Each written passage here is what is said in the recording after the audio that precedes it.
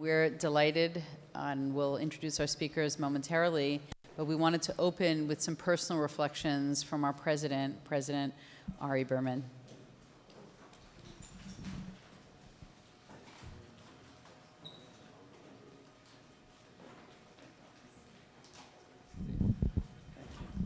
Thank you so much, Dr. Brown. It's such an important moment for our students to gather on September 11th and to think about both the moral, ethical, legal ramifications, but certainly the human element of September 11th.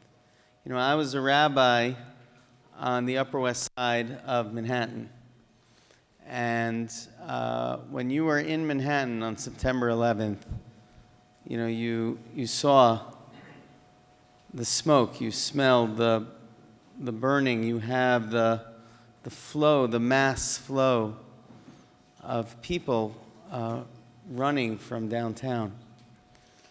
A couple of years ago, I went to visit the firehouse on the Upper West Side. There was a firefighter who was killed in our firehouse on the Upper West Side. They went down to support the efforts in the World Trade Center, and he was unfortunately inside the building. His name is Ruben Carrera. And we started a fund for his kids. And we set aside money so his students would have a college education. And on Simchas Torah, on Sukkot, when we said Yizkor, we brought in all the firefighters. And they came onto the bima, onto the before the Aron in their full firefighter outfits to speak about Ruben Carrera. And I just wanted to invoke his name.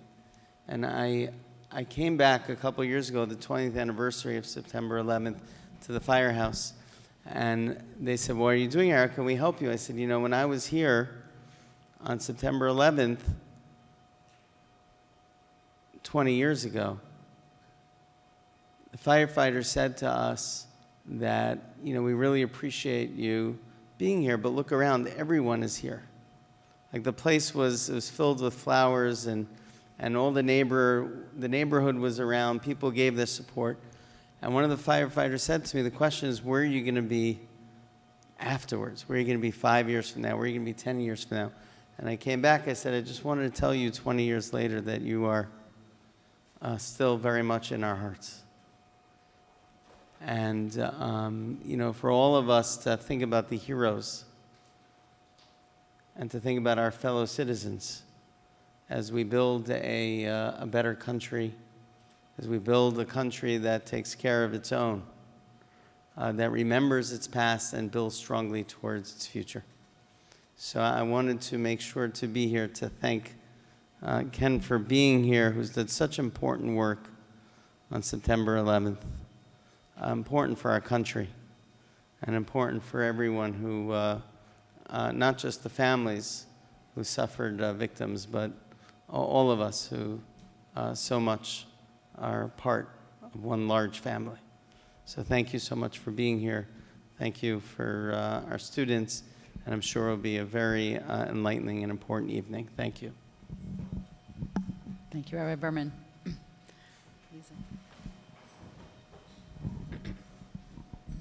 Thank you, Rabbi Berman. My name is Aliza Abrams-Koenig, and I'm the Director of Student Leadership at the Sacks-Herenstein Center. And for those of you who are new to campus, welcome. We hope you will follow our social media and see all the amazing events and programming that we do here on campus. Tonight's program is a part of our Values and Conflict series, and we have about 4 of those programs throughout the year. And we're really looking forward to seeing you and you joining all these types of leadership opportunities and conversations that we have. And tonight I want to have I have the opportunity, to introduce our speakers. So Mr. Kenneth Feinberg is one of the nation's leading experts in alternative dispute resolution. Mr. Feinberg has been designated by the federal government to serve in a variety of public compensation and related funding programs over the past 25 years. He previously served as Special Master of the 9/11 Victim Compensation Fund of 2001, the Department of Justice Victims of State-Sponsored Terrorism Fund. He was also appointed by the Obama administration to oversee compensation of victims of the Deepwater Horizon oil rig explosion and BP oil spill in the Gulf of Mexico. And if you look up his bio, you'll see all the other important work he has done. We just shortened it for tonight. But Mr. Feinberg has been appointed mediator and arbitrator in thousands of complex disputes over the past 40 years. Rabbi Itamar Rosensweig is a Maggid Shir here at REITs, a Dayan at the Beis Din of America, and the Rev of the Shibul of Lower Merion. He received his smicha from REITs, where he was a fellow of the Wexner Kol Elyon, served as editor-in-chief of the Beis Yitzchak, and edited a volume of Kol Tzvi. Rabbi Rosensweig served as chair of Jewish Studies in the Sims School of Business and was previously lecturer in philosophy at the University of Pennsylvania. In addition to teaching an advanced Talmud Shir at REITs, Rabbi Rosensweig is an assistant professor of philosophy at Yeshiva College. And our distinct moderator or leader of all conversations, Dr. Erica Brown, is the Vice Provost for Values and Leadership here at Yeshiva University. If you have not yet met her or ever heard her or read any of her books, I highly recommend you check her out and all of that information. And our offices are on the 12th floor of this building, 1203, 1204. We're right near the president's office, so please stop by, meet us, learn with us, and enjoy some of our chocolate. Thank you for joining us tonight. Thank you so much, Eliza. It's an honor on this somber day to have you with us. Most of the people in this room were not alive when 9/11 struck, when those planes struck the buildings. In 2014, Rabbi Jonathan Sacks wrote, after 9/11, when the horror and trauma had subsided, Americans found themselves asking what had happened and why. Was it a disaster, a tragedy, a crime, an act of war? It didn't fit into any pre-existing paradigms. And why had it happened? And he tried to answer some of those questions in his book on God, Not in God's Name, Confronting Religious Violence. He called it the mind. The mind is a weapon of mass destruction. And I'd like to ask each of you, we'll start with Rabbi Rosensweig, where were you on 9/11?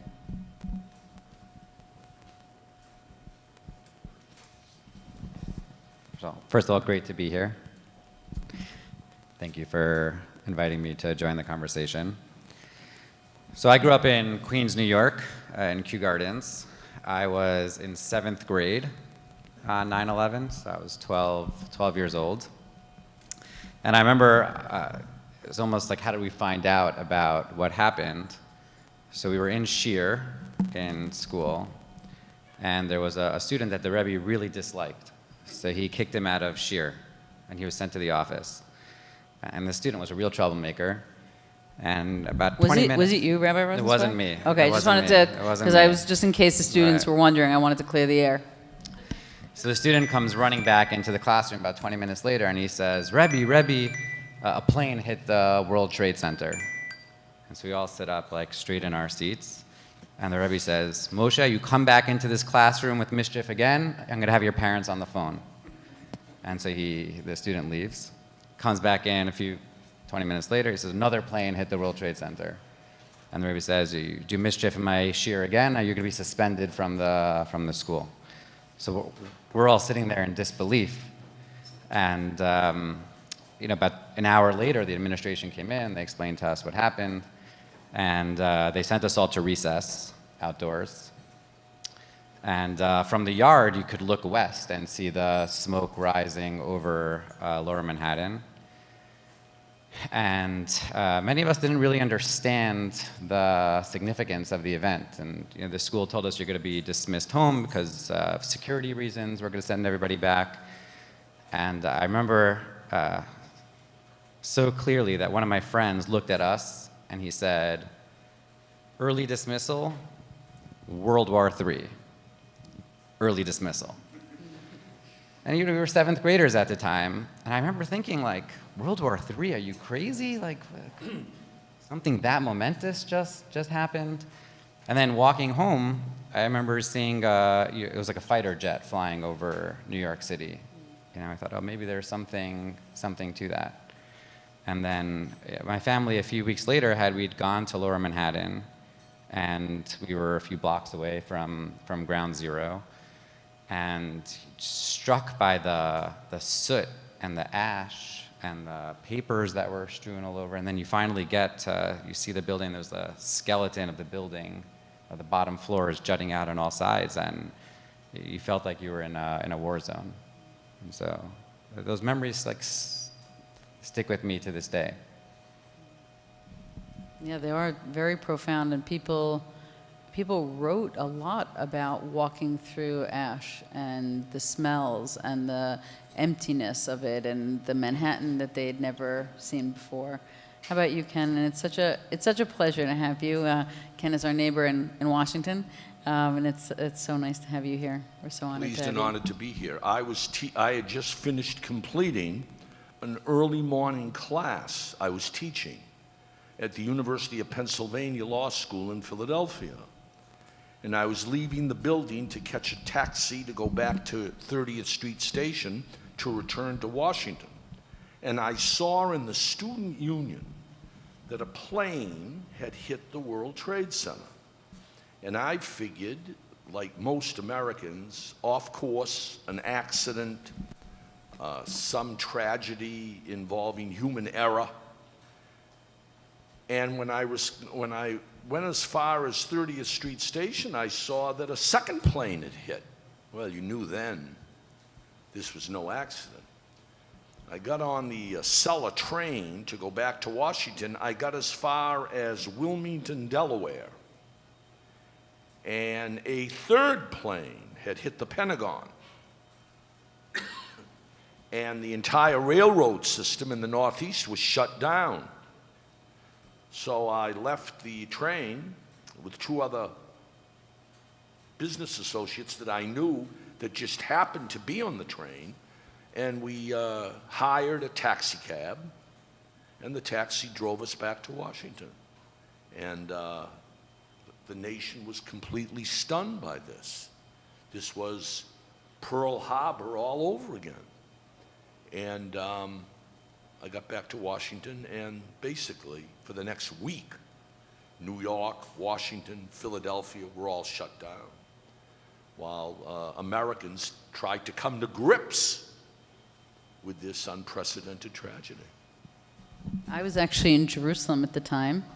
I was a Jerusalem fellow, and we were on a bus, and I had this trip, and we saw the news. Someone reported the news, and people started screaming.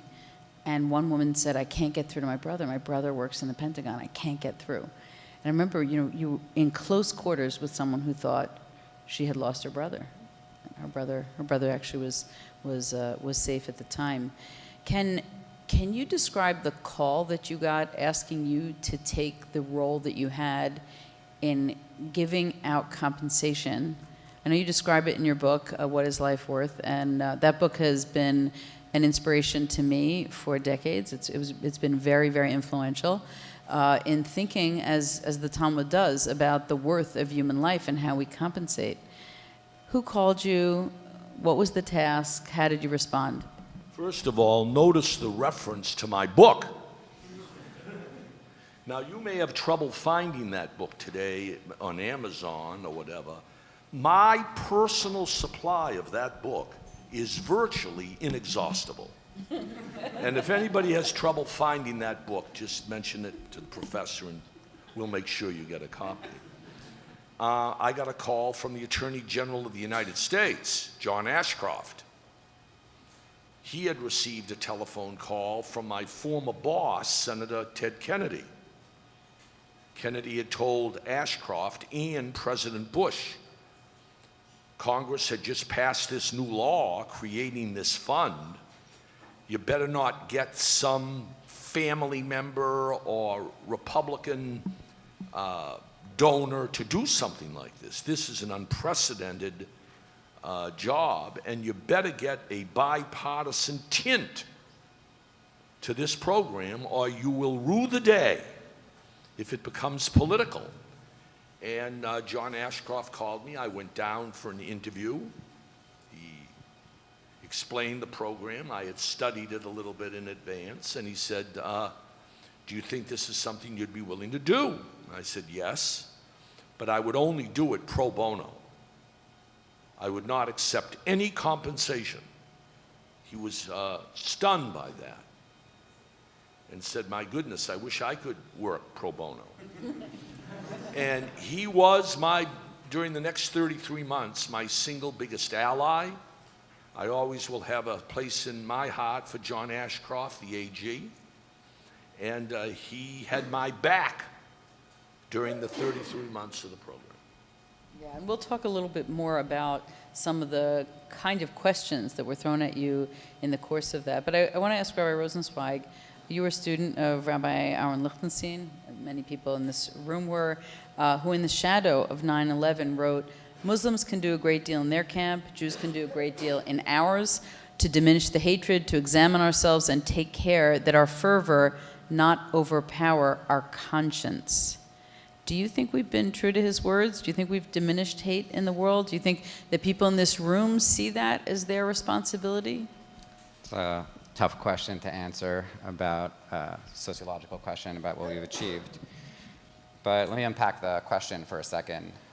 When I think about 9/11, so there's the memories of like where I was and what happened.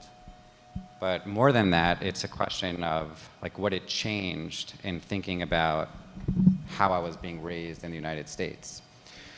When I was a kid, so we looked to, let's say Israel in 2000 was the second Intifada. So we saw Israel as where there was war.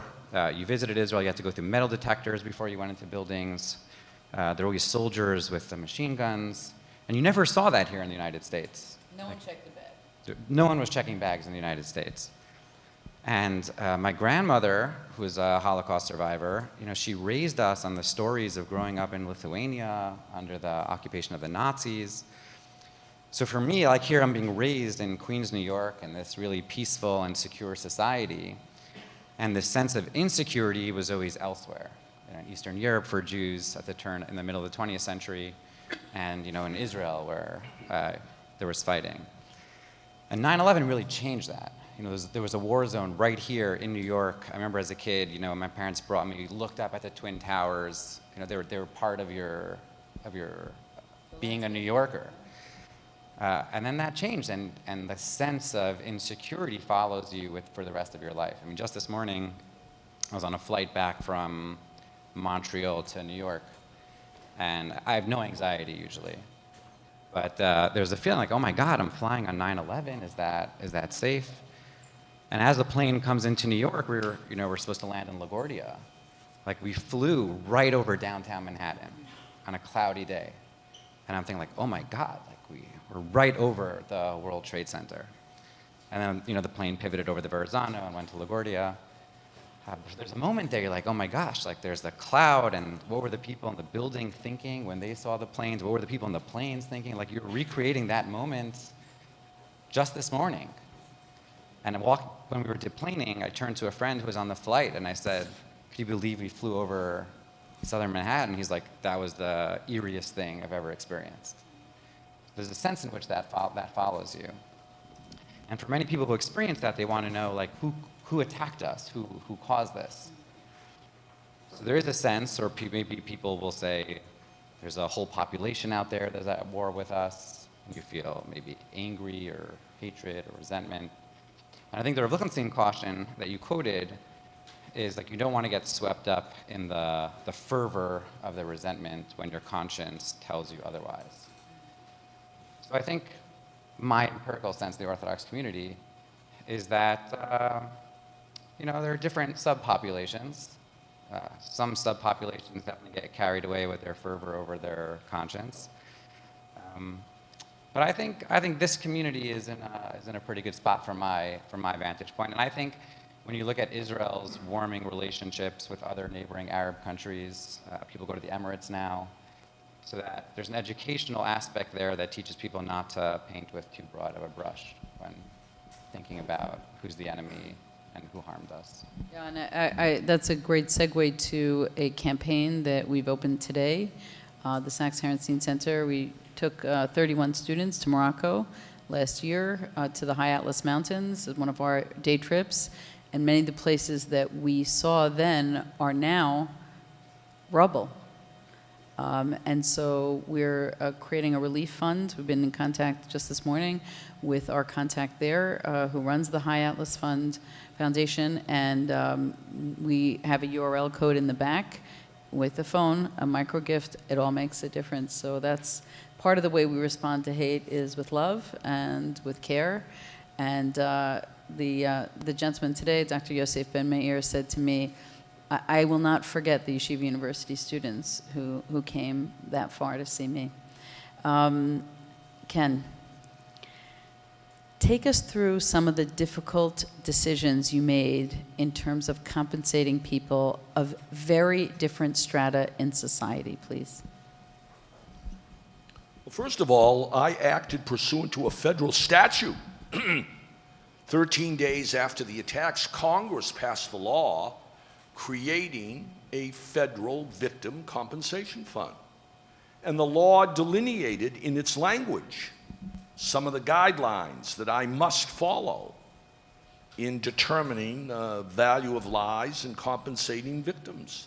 And remember, this was all federal taxpayer money. This was not insurance money or airplane money or World Trade Center money. This was the taxpayer that was funding this program. And I had to decide under the statute who's eligible, what's the methodology for calculating damage, what are the proof requirements for a claim to be deemed eligible and compensable. And the statute laid out some rules that everyone who goes to law school studies anyway in torts. And I had to follow those rules. And over 33 months, we received 7,300 applications from families of the dead and for those who were physically injured but survived the attacks. And we ended up paying $7.1 billion, that's with a B, over 33 months. The program was entirely voluntary. Nobody had to enter the program. If you wanted to, you could opt to go to court and sue the World Trade Center or American Airlines or United Airlines or the security guard companies. But the way the program was structured and its generosity, you see, we ended up 97% of all the families that lost a loved one on 9/11 entered the program voluntarily. Only 94 people decided to opt out of the program and go to court. They settled their cases anyway. There was never a trial on who was responsible for 9/11 attacks.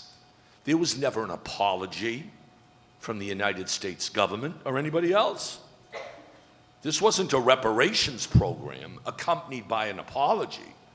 This was pure patriotism tied to a desire on the part of the Congress to heed the warning of the airlines that if they didn't compensate these victims and provide an alternative to litigation, the airlines would go bankrupt. So there was an economic incentive and a patriotic incentive. And the result was the 9/11 statute. And I basically had to determine under that law who's eligible, how much they should receive, and what the proof requirements were. So these were claims against the airlines. Claims against the airlines, claims against the World Trade Center, claims against the security guard companies at the airports, claims against the Port Authority of New York and Massport in Massachusetts. The claims were all over the lot. So you were resolving claims between the victims and these other American agencies. That's right. if you wanted to voluntarily accept the compensation I was providing, you had to sign a release as consideration.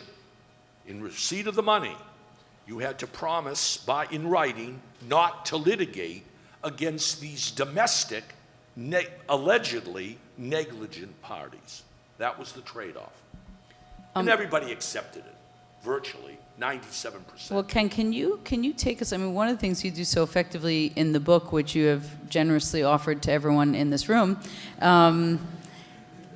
you tell the human story. Are there people who stick in your mind to this day, whose faces you remember, you say, oh, that was a painful moment, or that was a story I'll never forget? Oh, my goodness. Every day I think about those people that I met. It was debilitating. It's still debilitating because as part of this program, the Congress didn't require it, but I did. Any individual applicant, if they wanted to, they didn't have to, could request a private meeting with me in confidence. And I, over the course of the 33 months, hosted 950 different hearings by 950 different applicants. And the stories I heard about life's unfairness, the anger, the frustration, the hurt, the horror, debilitating then and chilling even today. And those individual stories were the toughest part of what I did. The emotion associated with a tragedy like this. You want an example? Yeah, I'll I give you do. an example. Give us an A 26-year-old woman comes to see me, sobbing. Mr. Feinberg, I lost my husband at the World Trade Center. He was a fireman. And he left me with our 2 children, 6 and 4.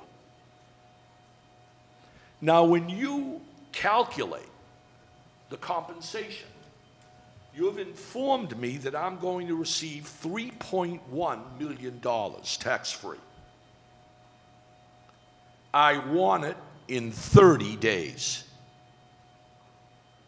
I said to her, Mrs. Jones, this is federal taxpayer money. The U.S. Treasury has to process the claim, check for any outstanding financial obligations you may owe. It may take 90 days, not 30 days, but you'll get your money. No, she said to me. I want it in 30 days. I said to her, why do you need this money in 30 days? Why? I'll tell you why, Mr. Feinberg. I have terminal cancer. I have 10 weeks to live. My husband was going to survive me and take care of our 2 little children. Now they're going to be orphans. And I don't have time to wait for this money. Now, while I still have my faculties, I have to hire a guardian. I have to invest the money. I have to make sure my children will be financially secure. I can't wait for the U.S. Treasury.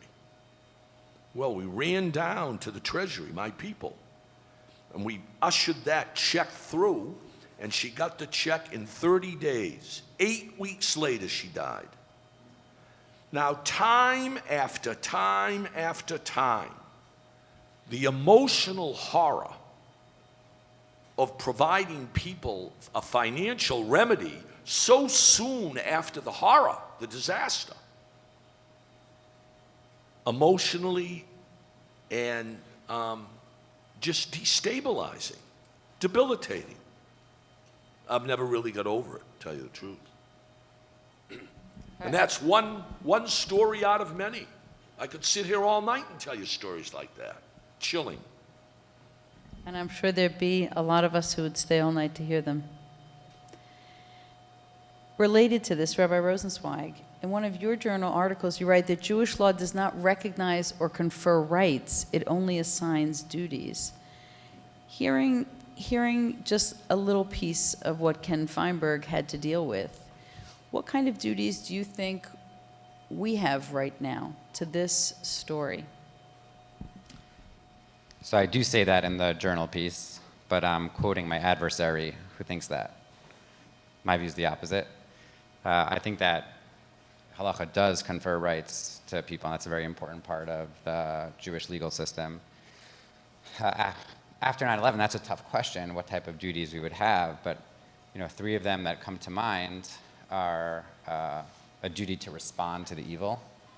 In Jewish sources, there's a notion of melech b'mishpat yamid aretz, that part of securing a just society is that there's punishment for wrongdoers. In a different sense than Ken was talking about, not to settle claims against the United States agencies, but to punish people who are evil and to create a sense of deterrent in the world. To honor the victims and their families.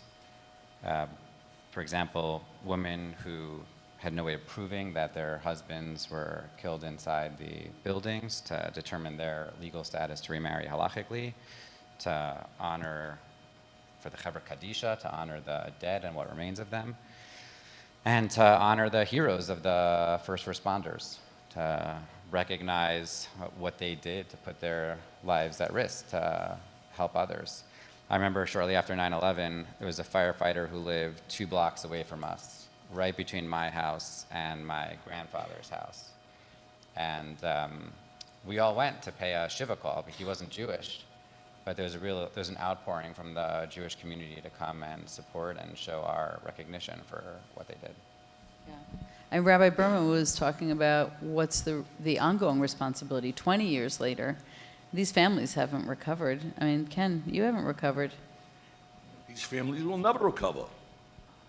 But when you talk about duties and obligations, you see, as the rabbi did, you get into some very complex practical and philosophic problems in this country.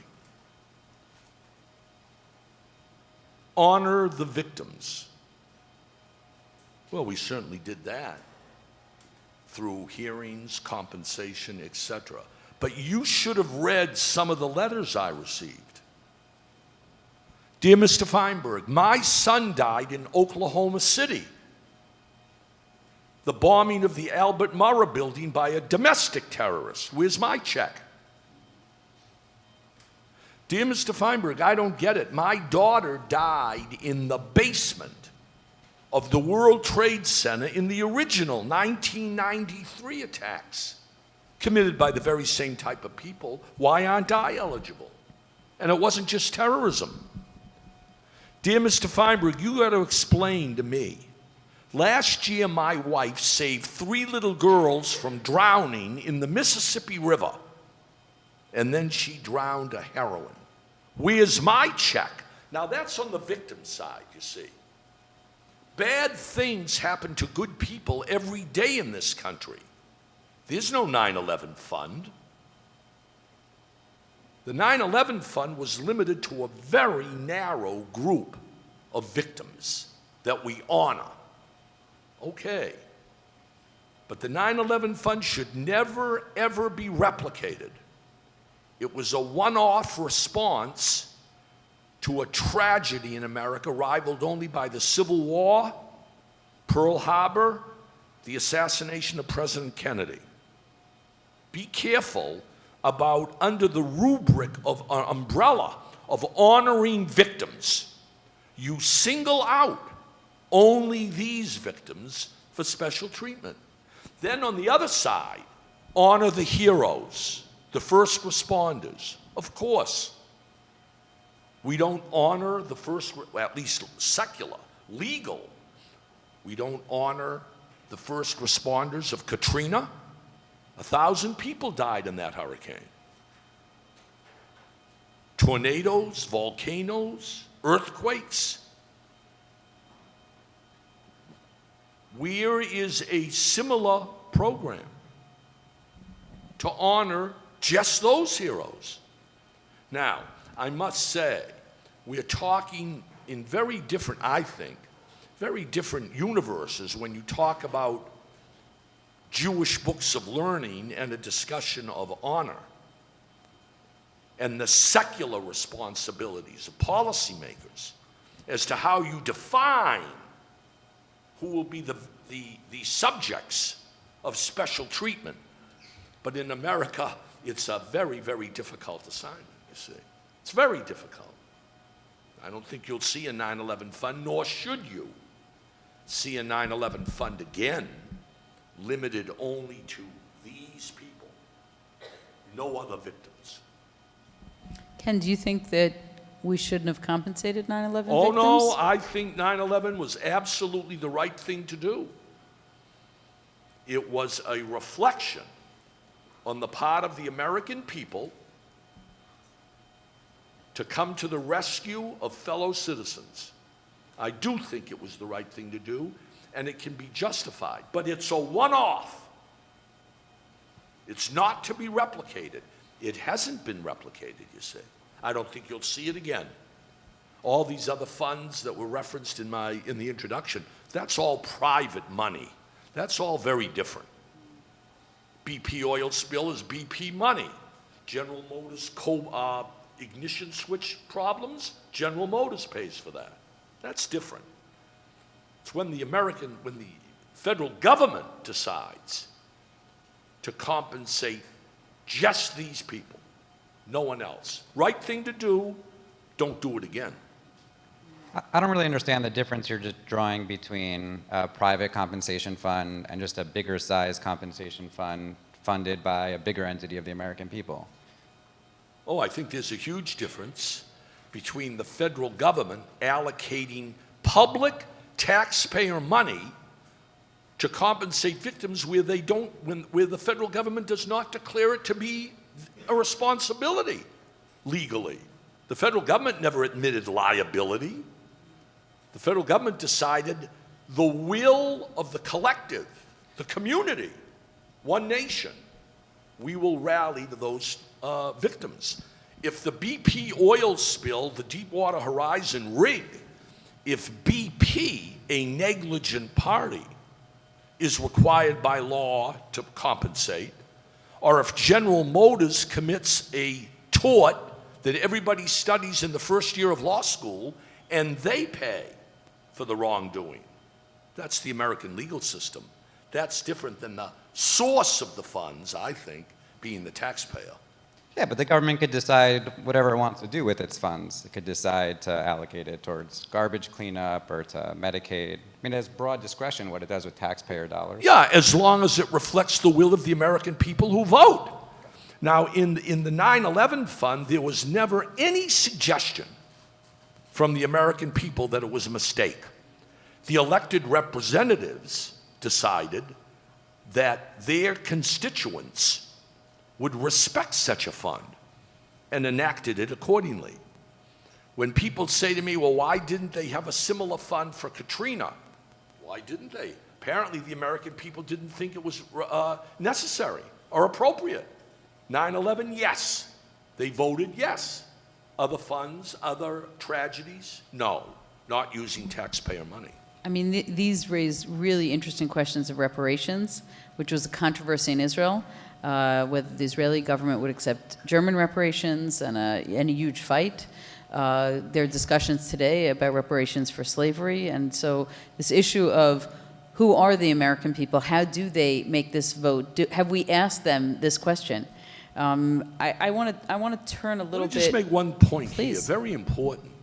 Nobody should leave thinking that the 9/11 fund was a form of reparations, a form of money accompanied by a government apology. There was never, ever any indication that the federal government was apologizing for what happened on 9/11. A government apology is a very, very rare thing. President Reagan in 1988 apologized for American citizen internment during World War II, when the federal government forcibly relocated American citizens of Japanese ancestry. In 1988, Reagan apologized for that policy, and Congress funded $25,000 to each of the families whose ancestors or descendants were compelled to move to New Mexico and Arizona into certain camps, and that was reparations. It's very rare in America. I want to transition into this conversation about forgiveness. We talked about the financial component of compensation, and I want to just share an incident that happened to me in a leadership context. A friend of mine was running a Jewish JCC, Jewish Community Center. A 7-year-old child in the camp that summer died of drowning. He said to me, my lawyers said I could not say sorry to the family because it would be an admission of liability. And he said, I don't know how to lead an institution where I cannot express that most basic impetus to say, doesn't mean it's our fault, but I'm sorry for what this has done to your family. Too many lawyers in this country, and I'm a lawyer. Bad advice.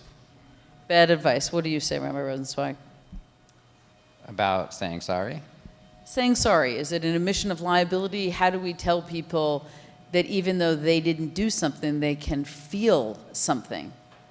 Yeah, I think hearing Ken's comment and your comment, sometimes you see these stark differences between how the Western legal system, whether it's governed by lawyers or it's even the ethos of the system, how it contrasts with like Jewish morals and Jewish law even. So if you were to look, for example, at the laws of forgiveness, the laws of apologies in Judaism, Hilchos Tshuva, I think you would find, I know that you would find, but you just have to look carefully, that actually a financial compensation that's not accompanied by what's called in Hebrew piyus or ritzui, which is appeasement or an apology, doesn't satisfy the duty of repair. So to pay compensation to financially rectify the wrongdoing doesn't rectify the entire wrong unless it's accompanied by this sense of, I've done wrong, I'm sorry, I take responsibility for it. In other words, you're avoiding responsibility by refusing to say, I'm sorry. Now, sure, in a settlement, that's fine. You could say, I'm going to pay you $50,000 to not sue me. I'll pay you $1 million to not sue me. That's fine.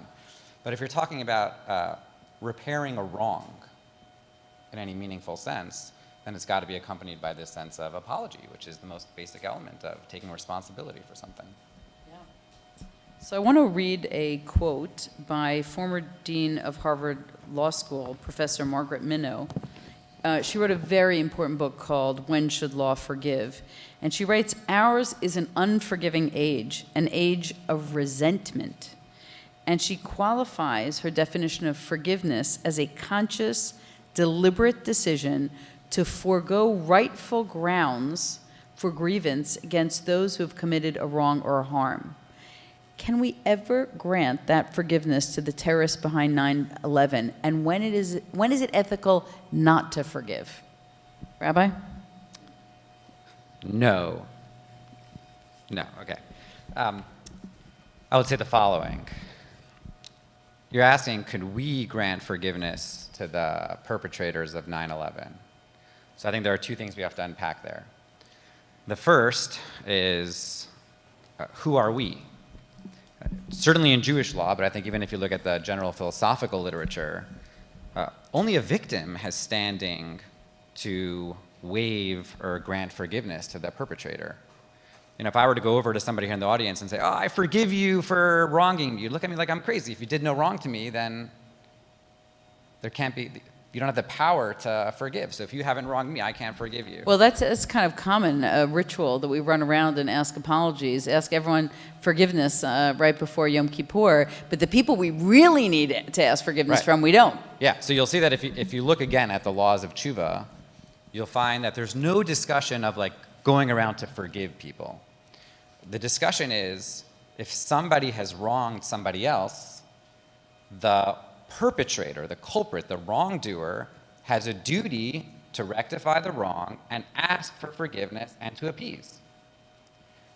And then the power is in the hand of the victim to decide whether he or she is going to forgive. But you don't get this notion of just like, oh, I forgave you. So for example, if there was no remorse or attempt at repair from the perpetrators of 9/11, we could say we forgive you, but you haven't forgiven, because the normative value of forgiveness is that somebody has come, they've taken responsibility for their wrongdoing, they've repaired it, they've attempted at a rapprochement to make things better and to ask an apology, to say sorry, and then you could forgive.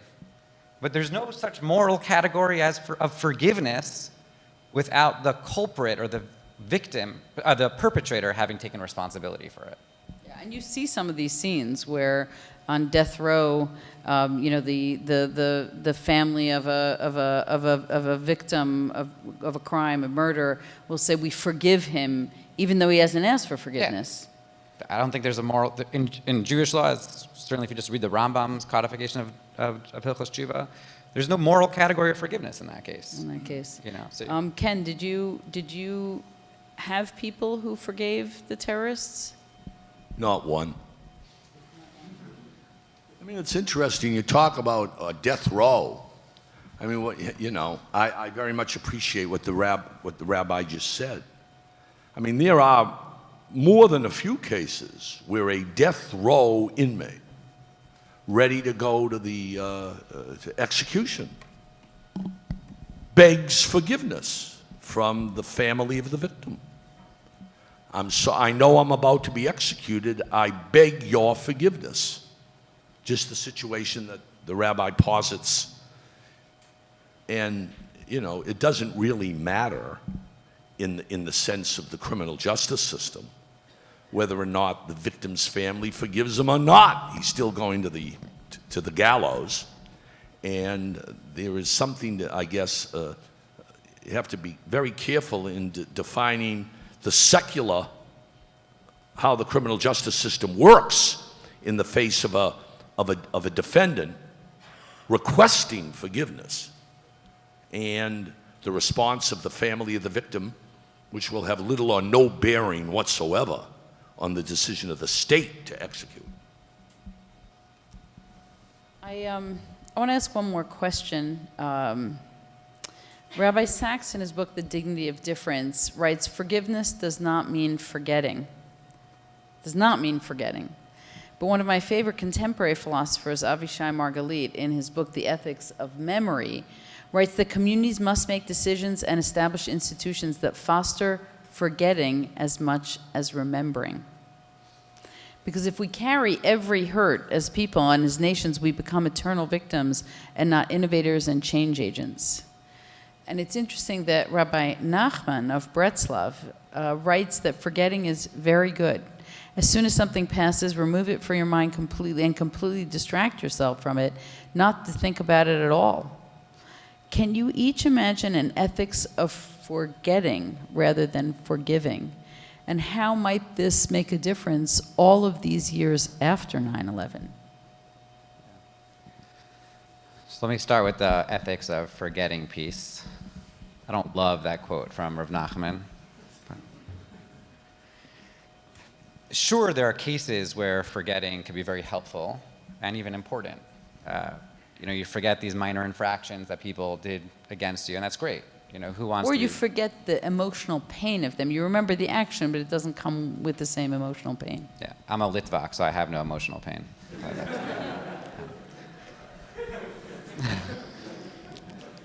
We'll talk later. So those types of forgetting can be very helpful.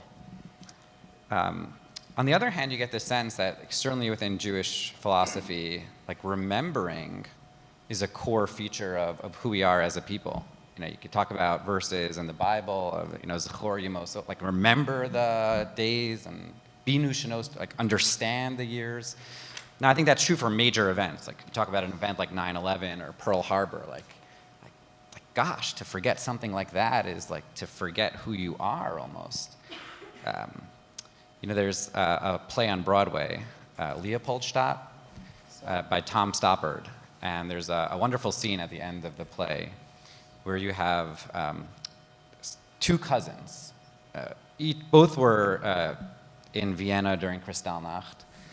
And one was whisked away to England right before the war broke out, and he was raised by a non-Jewish father, and he's raised in the English countryside, and he's like so perfectly British, like none of us could ever be.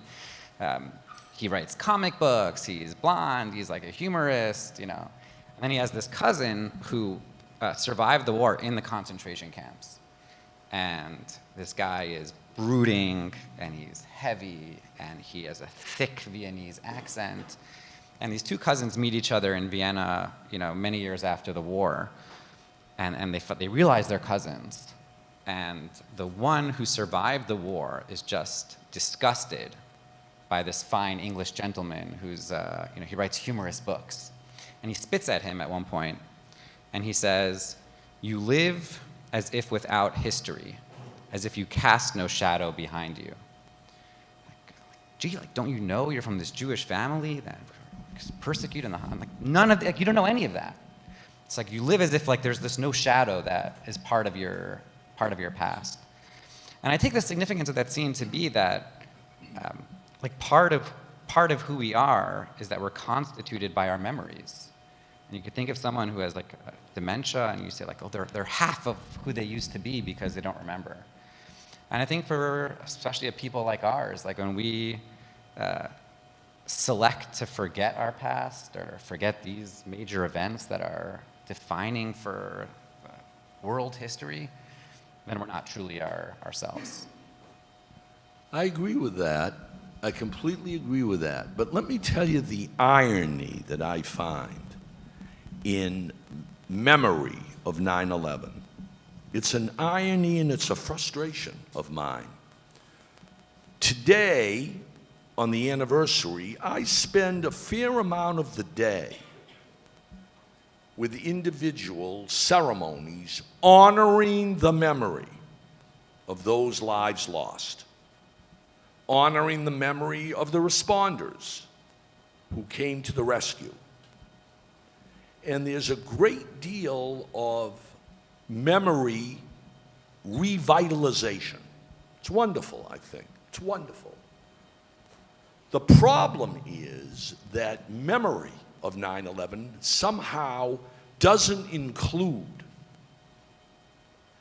remembering how the country responded with a communitarian ethic. We are one nation. We work together in times of tragedy. That memory, that reflection on what was back in 2001 and is no longer part of American life today. And it's a tragedy. We will honor the memory of the dead as well we should, as the rabbi points out. And we should honor the memory of the first responders and support all efforts to remember those victims and those responders. But step back and also learn a little bit from memory of how our nation responded as one. The 9/11 fund, I don't think there is a chance in a million that you could get a fund like that enacted today in this divisive society where the communitarian memory of 2001 is largely lost at great cost to our country, I think. So memory, I think it's important. I think it's important that we remember 2001, not only in terms of victims, but also in terms of a nation that is sort of lost from most people in our country today. Very deep hope. I look around this room and I see people who weren't in 9/11, but they're here tonight because they feel that memory is important and they feel that the collective conscience is important. I hope they'll all help us with our Morocco fund so that we can help people across the world and feel that we're in an international collective consciousness. Today, I spoke to my 5-year-old grandson. He said, Safti, today is Heroes Day. And I thought, the next generation will also know.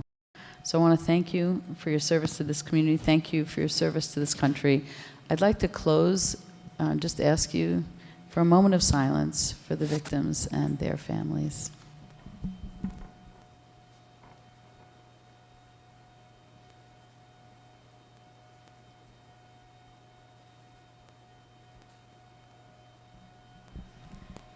Thank you for coming. May all those who died, may their memories always be for a blessing. May we forgive, may we not forget, and may we take this moment to do something good for the world. Thank you. Shana Tova.